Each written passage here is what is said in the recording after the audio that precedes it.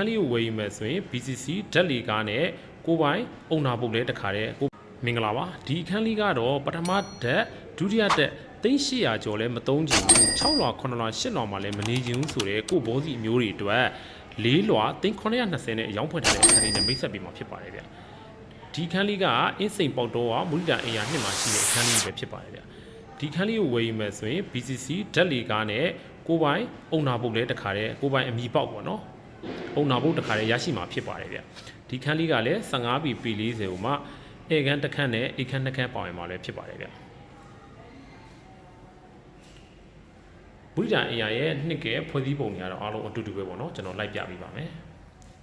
ဒါကတော့ပထမဧကန်လေးပဲဖြစ်ပါတယ်ရှောက်လန်းအဖြစ်တော့3ပေချင်းမှာဖြစ်ပါတယ်အမီပေါက်ကိုလည်းကျွန်တော်တို့ကနေချင်းပြီးဆောင်ရွက်ပေးပါတယ်ခင်ဗျဒါကတော့ master plan 1ခန်းလေးပါဗျဒီရှုကန်အိမ်နာတစ်ခါတည်းတွဲရပါရှိမှာပေါ့နော်ဒီနောက်မှာဆိုရင်မိဖို့ကန်လေးလည်းပေါဝင်မှာဖြစ်ပါတယ်ဗျမိဖို့ကုံမှာလည်းလုံးဝအကုန်လုံးအသစ်တွေပြန်လုပ်ပြီးထားတယ်ပေါ့နော်အနောက်မှာလည်းရေချိုးကန်အိမ်နာလေးတစ်ခုပေါဝင်တယ်ဗျဒီလေးလွာလေးရဲ့အားသာချက်ကတော့အနောက်မှာတိုက်ကွယ်မရှိတဲ့အတွက်သူကလီဗီနီထုတ်ကတော့ရန်ကောင်းပါတယ်ဒါကတော့ကျွန်တော်ညှပ်ဝက်ရိုက်ထားတဲ့အတွက်သိမမြင်ရဘူးပေါ့နော်လေးကတော့အရန်တိုက်ပါလေဗျနော်ဒီခန်းလေးကိုဆက်သွယ်စုံစမ်းမေးမြန်းလို့ပါကကျွန်တော်တို့ကြီးပေါအောင်ဖုန်းနံပါတ်ဖြစ်တဲ့3999569439ကို